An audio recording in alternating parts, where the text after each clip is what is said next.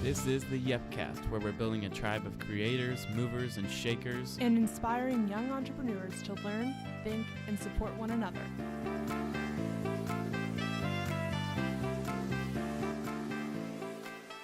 Welcome back, everyone. This is the Yepcast. My name is James Nuveen. And my name is Madeline Martini. We're so excited to be back for episode 4. Today we are tackling a subject that is near and dear to our hearts because it affects both of us. Maybe a little bit me more than you, Madeline. Yeah. But today we wanted to talk about perfectionism. Ooh, the dreaded word of perfectionism. What does it mean? Is it a positive trait? Is it a negative trait? Does it hinder you? Do you have to overcome it? Or does it assist you and help you on your way to creating a company or managing a hedge fund? This isn't just for entrepreneurs. This is for anybody in any industry. So today we'll be tackling the subject of perfectionism and what that means to you. Let's kick it off with a little bit of a story from when James and I worked together. So we interviewed new candidates for our customer success team for our director. We did it together along with another teammate, Jacob, and we always asked pretty similar questions throughout it all. But my favorite question we always asked was, is it better to meet a deadline and your work to be good, or is it better to have perfect work and might be a couple days late on the deadline? Hearing what people said to this, we didn't have like in our minds like, oh, this is how they should answer, this is what would meet for that position. But I think it reveals if you're a perfectionist or not, and how you deal with speed in the workplace, which is a major thing with perfectionism, that it can slow you down being a perfectionist and making sure everything down to the itty bitty details is all lined up. So I kind of want to start with, we never asked this question to ourselves when we always interview those candidates. So what do you think, James? I would say, well, I know what you want me to say, because this is something that we have to preface our audience and say that we are both different in this spectrum. Absolutely. I consider myself a perfectionist, and Madeline does not. That I can don't know. help us. Wait, I kind of am. But yeah, Oh. I mean, not to the level you are. I mean, you are like itty bitty detail perfectionist. Yeah, I'm more like I'm an extreme. Certain things I'm a little bit specific about. But Sure. yeah. After working with a startup with Madeline, I learned that meeting deadlines, well, figurative deadlines, because there weren't really any deadlines, but when stuff needed to be done in a timely manner, just getting it out there and getting feedback from the people on your team and other teams was so important to that process of, I don't want to say perfecting that feature or perfecting that asset that you're building to the website or the software, but it was so important to just push it out. As whatever you have, just push it out, get feedback about it, and go from there on re-experimenting and redeveloping that app or that feature of what we're building. So now that I know that, Madeline, I would say that turning in that project early without it being completely done is a lot more valuable than perfecting it after when it was needed. And that's been a total mind shift in my head. I used to not think like that at all. I used to think, oh my God, if I don't get this feature perfect, I'm not going to have a job, or I'm going to fail this assessment, or whatever it may be. But that's how I thought, and now I think a completely different way because of the atmosphere where I was so cohesive to feedback and, yeah, just feedback. Yeah. I mean, that experimentation process is what I meant to say. Completely agree. For me, I think I actually would say in most things I'm not a perfectionist. If you see my home, James has lived with me before when we were building Yep. I'm not a perfectionist in my home life, but definitely in my professional life, I like everything to be very organized and on time, but at the same time, I like it to be like a quality of work that I'm really proud of. So this is one thing that I struggle a lot with, especially because, like James said, the whole point of like entrepreneurship and working in a startup is the minimum viable product. Like you get it out there as long as it's standing up, it's working okay for people to play with and experiment. And for me, this is like the I want it to be perfect when I release. Like even when we released Yepcast, I think we struggled with this a lot. We wanted our branding to be like amazing, like that we've been doing this for years. We tried to make it like we did photo shoots. We worked constantly just to we didn't just like push out. We didn't just do one channel. We are on Spotify, we're on Apple, we're on everything because we wanted to do it right. And I think we experienced like what perfectionism kind of hurt us in that, but I mean, we're proud of what we did because of it, but it definitely affected how we built Yep. Yeah, I would definitely hop on top of that and say that it really hindered us for those first few weeks where we thought we had to perfect literally everything about Yep. But it did not turn out that way at all, because after we first released everything, we've done so much work after that point, but it's been a lot slower and a lot more built on people's feedback and just that experimentation process that I was talking about. And I think that's where the real value comes in, because when we were trying to build the perfect product before it came out, we had no idea what people wanted. Yeah. So getting our audience's feedback and experienced podcasters' feedback was so important to building what we have now.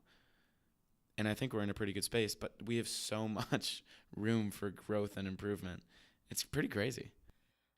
If you do a quick Google search, so type in perfectionism and entrepreneurship in Google, and I just did this a couple minutes ago, and I saw everything's like the two can't mix. It's a deadly combo. Mm-hmm. It's gonna hinder your creativity. Mm-hmm. I think that's a little extreme, but I think it can slow you down, for sure. Like you could be on to the next thing, you could be learning other things, but you get stuck when you're a perfectionist. And this happens to me a lot, that I get so obsessed with one little aspect of something that then you're missing deadlines in other places. I think when someone is a perfectionist in a company, that their objectives or in their team or their whatever they're building are misaligned with what they should be, and that's with a customer. So if you're not getting feedback from the customer repeatedly and repeatedly and repeatedly, and you're not experimenting with that, I think you're bound, not for failure, but for not the best work you can do. If you're not reaching out to them and experimenting, you're not going to satisfy their needs, because you're not even thinking about them. You're thinking about your own ego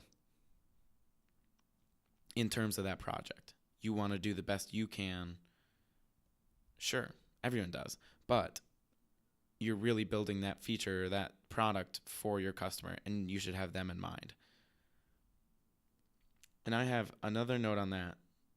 People expect us to make mistakes. We're humans. It's human to err, but we don't often allow companies to err. And I think that's because we don't associate companies with having people in them.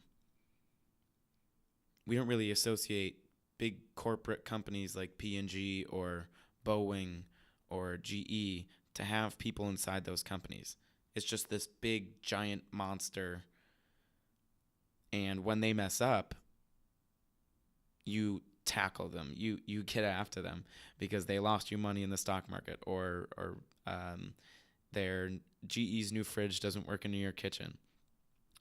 But really, behind that whole facade of a corporation, there's a huge number of people who have pushed out a number of features into that product, that fridge, and they're human, and maybe they messed up.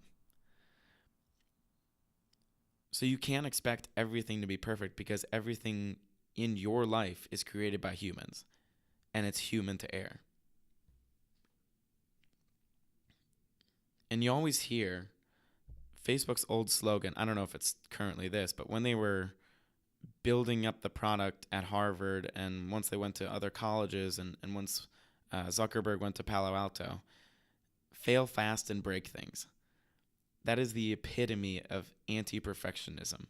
And I think that's an awesome motto to live by. What an awesome motto to live by. Seriously. Fail fast and break things. I'm gonna flip the script because when I was thinking about famous entrepreneurs, like who out there was a perfectionist or is a perfectionist. Well, a lot of people push things, and like you said, like Facebook, Zuckerberg lives by that. There's another really famous entrepreneur who was the epitome of a perfectionist, Steve Jobs. He Mm-hmm. had such an incredible attention to detail, and it was so high pressure. Like you hear all these stories, it was so high pressure to work for him because he expected everything to go perfectly and you to go above and beyond. And when you're building something so fast, it is so hard to be perfect and to do it the right way. And I don't know, and to come out beautiful and amazing, it's just not going to happen with a startup, especially if you're doing something that no one else out there is doing. But he found a way to do it. I think he's really a rare case, but I think it's kind of inspiring if you are a perfectionist and you are someone who always wants to do things like you do it right the first time. And obviously there's a million iPhones now. We are up to iPhone, I don't know, 10 or something like that. So like they are continually improving, but they did it really well the first time when they came out with the Mac and everything. So I think you can be a perfectionist. He did it. I think it's harder and rarer if you try to find entrepreneurs out there that are perfectionists. It is pretty rare, but you can be. I think really when you break it down, the enemy of action, the enemy of building out successful products is planning. So if you don't go into the experimentation process or however you're building out this product, if you go into that process with a plan, I think everything is skewed according to that plan. And in entrepreneurship, Madeline and I know this, probably 80 to 90% of our plans, if we ever made them, came out completely different than what they started. Like our plan for this feature did not work at all. And I think that's normally how it works. Because once you're building it, you realize that, oh my God, this customer is going to hate this. Why would we want to do that? Or this interface is just so ugly. Why would we want to push that out? Just stuff like that. So throughout that experimentation process, you really don't want to plan things out. You just want to push stuff out, experiment with it, test it. Madeline, would you consider yourself a perfectionist per se? In the workplace, 100% yes. And I will say it has slowed me down in a lot of what I've done. So right now I run growth at a startup. I work with marketing and customer success and I kind of cross function with teams, but I'm kind of owning this. So that's been a challenge of itself because I want to do it perfect and it's my first time doing it. I'm young. I want to prove myself and I want everything to go smoothly. So I remember specifically I created a Trello board to set everything up and literally like down to the images I placed at the top of the Trello board to the language I used. I spent so much time on doing that I missed out doing times on experiments and things like that, which I think planning in that sense, I know it can be the enemy.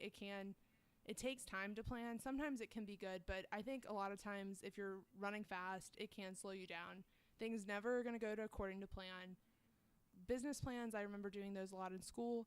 I think maybe for some startups that might be good, but I don't, for most, like if you write a business plan, it's going to be irrelevant the next week. You're going to have to rewrite that thing and you're spending time doing the planning and doing the setup work that you're not actually getting to do it. I would say I'm a perfectionist, and for you said you are. Kind of how does that affect your day to day and in I would school definitely too? I would definitely say I'm a perfectionist in my personal life. Like I want everything very, very, very organized. And I really struggle to live with other people because I don't have control over what they're doing with their lives. And that kind of stresses me out. But I guess that's a little bit more about control than it is perfectionism per se. I don't know. I think those But are a lot related, I though. think that plays a role. Yeah, yeah, Yeah. yeah, definitely. But in the workplace, yeah, since working for a startup, I've realized that you you cannot be a perfectionist and work for a startup, or you cannot be a perfectionist and be an entrepreneur. It's possible, but you have to break some of those habits when you're in that role so that you can function as a real human being and fail because you're going to. And if you're inevitably going to fail. And if you're a perfectionist and you fail, that's going to kill you morally, emotionally. It's going to really kill you and stress you out immensely. Alrighty, so as we wrap things up, we would kind of want to tell you guys how you can overcome your perfectionism as we kind of have as in the startup life. So, Madeline, I pose you a question. Is it possible, first, to overcome perfectionism or maybe reduce it? And how do you do that? Yes, it's completely possible to. I would say first try to work to reduce it, and then eventually you can probably overcome it. I don't want to say you want to overcome it completely, because perfectionism is a good trait to have. Um, so you don't obsess about it. But I would say one way that you can do this is realize you're not a one and done. The first time you do something is not the last time you're going to be working on it. With school projects, that might be, I think a lot of the way our education raised us was that you turn this in, you're done with this project, woohoo. But at work, no, you're never going to be done with a project. You're going to be keeping on and improving that. So if you're building an app, it's not completely over. So you can do feature updates and all of that kind of stuff. So recognize that. And I think that's a huge thing. I like that you mentioned the thing about the school system because I completely 100% agree with you. The school system has taught us that an A is perfect or an A plus is perfect. And we've been trained to try to obtain an A figurative A, of course, in every single thing we do, whether that be in work or your personal life. We've been taught to try to be the top student or the student that gets 100%. What is 100%? There is no 100% in life. But the important thing that you can draw from that is your drive. And if you want to reduce your perfectionism, keep the determination and drive that kind of pair with that perfectionism. Because those are the important traits that your employers want or investors want when you're pitching your idea for a startup. That's what they're looking for. That's what people need: drive and determination and a full head of steam. As always, I want to celebrate a special young entrepreneur, Kyle Taylor from Penny Hoarder. We were first introduced to Kyle, James, and I when we attended HustleCon earlier this year in Oakland, California. Kyle spoke about how he started the Penny Hoarder and how he dropped out of college to pursue his passion in politics. After traveling the country and working with a lot of different campaigns, he accrued a lot of debt from credit card debt and from his student loans in early college days. And he kind of scratched his own itch with starting Penny Hoarder. It's a site that helps young to old people, all ages, find side hustles and find ways to pinch their pennies. So we really love Kyle. Check him out. We'll link his YouTube video of HustleCon down below. Way to go, Kyle. Keep it up. Keep hustling. We love what you're doing. This is our very first podcast recorded remotely. So you can imagine the amount of preparation and technological success we've had or we've needed to have in order to launch this podcast. And so we'd love for you guys to bear with us through these mistakes and errors that we will inevitably make. And we want to do a special call out. Tell us what you want to see next on the Yepcast. We're always looking for new ideas and new inspiration. We want to make sure this is super relevant to you. So shoot us an email. We answer back within the day, and we can't wait to hear from you guys. Thanks again. Peace.